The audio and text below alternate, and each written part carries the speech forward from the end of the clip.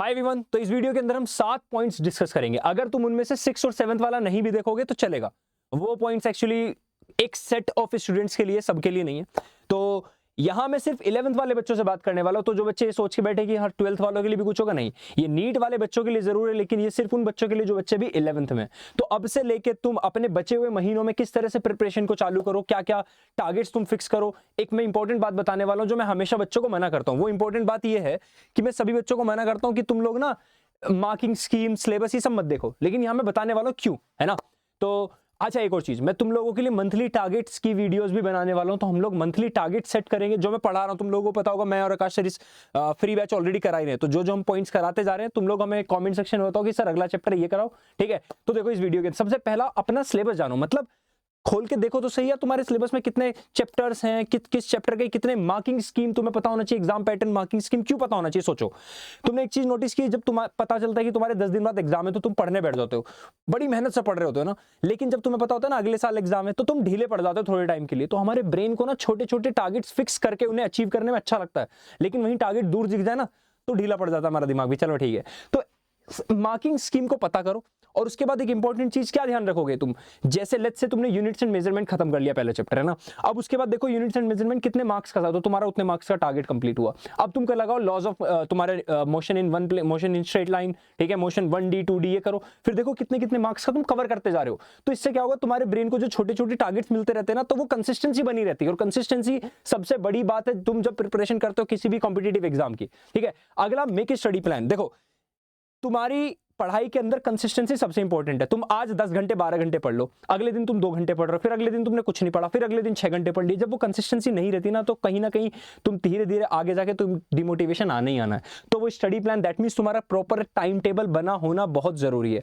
Subject wise preparation का मतलब क्या है, देखो, जब तुम एक एक सब्जेक्ट वाइज एक एक सब्जेक्ट को डेली इक्वल टाइम देते हो ना, तो उससे फायदा क्या होता है ना, तुम्हें कभी भी कोई सब्जेक्ट छूटता नहीं है। देखो बताता हूं, लेट्स से तुम अभी के लिए सोच लो कि सर मुझे केमिस्ट्री अच्छी नहीं लगी, केमिस्ट्री छोड़ देता हूं, अभी सिर्फ मैं बायो और फिजिक्स पे ध्यान देता हूं। तुम्हें 1-1.5 महीने बाद जाकर रियलाइज होगा कि तुम्हारा केमिस्ट्री में से इंटरेस्ट ही खत्म हो गया। फिर तुम उसे जबरदस्ती पढ़ते हो, फिर तुम ये देखते हो बस इसमें तो नॉर्मल से मार्क्स आ जाए काम चल जाएगा, वहीं तुम्हारी रैंक गिरनी स्टार्ट हो जाती है, ठीक है। तो सब्जेक्ट वाइज इक्वल टाइम दो। लास्ट रिवीजन, 5th पॉइंट है रिवीजन। 6th 7th मैंने बोल दिया सबके लिए नहीं है, वो सिर्फ उन बच्चों के लिए जो top 100 rank, top 1000 rank target लेके चल रहे हैं। जो भी तुम कोचिंग क्लासेस कहीं भी जाके, स्कूल कहीं भी जाके पढ़ते हो, उस चीज को पढ़ने के बाद सेल्फ स्टडी का एक्चुअल मीनिंग जानो। सेल्फ स्टडी का मतलब ये नहीं कि तुम अलग से बैठ के कुछ एक्स्ट्रा पढ़ रहे हो। अरे भैया, तुम सेल्फ स्टडी वो भी है जब तुम टीचर के पढ़ाए हुए टॉपिक्स को वापस से उन्हें रिवाइज करो, ठीक है। तुम्हारे ब्रेन में पैटर्न बनते हैं धीरे धीरे, तभी तो तुम्हारा ब्रेन चीजों को याद रखता है। वरना बच्चे वीडियोस देख रहे होते हैं, कैसे भूल जाते हैं हम चीजें, कैसे याद रखें, हाउ टू रिवाइज अच्छे से, है ना। अब तुम्हें सोचना ही नहीं है ना, रिवीजन का तरीका सिंपल सा, जो तुम्हें पढ़ाया गया उसको वापस से रिपीट करो, बुक बंद करो, सोचो कि तुम्हें कितना रिवाइज, तुम्हें कितना याद है, फिर दोबारा से एक बार रिवाइज कर लो, उसके ऊपर न्यूमेरिकल्स लगा दो, दैट्स इट, ठीक है। ये एक छोटा सा तरीका है। अब अगला जो तुम्हारा 6 पॉइंट है, जो बच्चे ये सारे पैटर्न फॉलो कर लेंगे, ये पूरे साल का टारगेट था, 1 मंथ वाली वीडियो अगली आ जाएगी, तो सब उसके बाद तुम अपने प्रीवियस ईयर पेपर लगाओ, प्रीवियस ईयर के क्वेश्चंस उठा के लगाओ जितने लगा सकते हो। उसके बाद लास्ट, अगर तुम करना चाहते हो, अभी भी तुम्हें कसर लगती है, तो तुम क्या कर सकते हो, या तो प्रीवियस ईयर सैंपल पेपर के सैंपल पेपर उठा लो, पूरे के पूरे सैंपल पेपर सोल्व कर डालो। या फिर बहुत सारी क्वेश्चन बुक्स वगैरह आती है जिनके अंदर तुम्हें ना प्रॉपर वो मिले होते हैं तुम्हें पेपर का सोल्व करने के लिए, तो तुम्हें वो मॉक्स लगाने होते हैं ना, ये करो। तो ये कुछ पॉइंट्स थे। अब इनके बाद लास्ट 11th में जैसे तुम्हारे चैप्टर, ये तुम्हारा फ्लक्चुएट होता रहता है, ये नंबर कम ज्यादा होता रहेगा ना, कभी यहाँ 2 क्वेश्चन आ जाएंगे, 3 आ जाएंगे, यहाँ 1 2 है, ये होता रहेगा।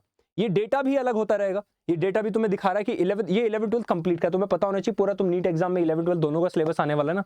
तो ये डेटा तुम्हें एक्चुअली में PDF मैं प्रोवाइड कर दूंगा हमारे निर्मित टेलीग्राम चैनल पर, जो है NALIVE 1996, इसे नोट कर लो। और अगली वीडियो तुम्हारी मंथली टारगेट की 4 दिन बाद, ठीक है। तो हर मंथ का हम इस तरह से करेंगे, तो तुम लोग भी मेरे साथ करते रहो। तुम्हें जो न्यूमेरिकल्स, तुम्हें पता है ना, मैं कहीं जगह DPPs करा रहा हूँ, न्यूमेरिकल्स करा रहा हूँ, रिवाइज करा रहा हूँ, चैप्टर्स करा रहा हूँ, 1 शॉट वीडियोस ले रहा हूँ, 5 10 मिनट्स की टॉपिक वाइज वीडियोस ले रहा हूँ। तुम्हें जो जरूरत हो कमेंट सेक्शन में बताओ और तुम्हारा काम हो जाएगा।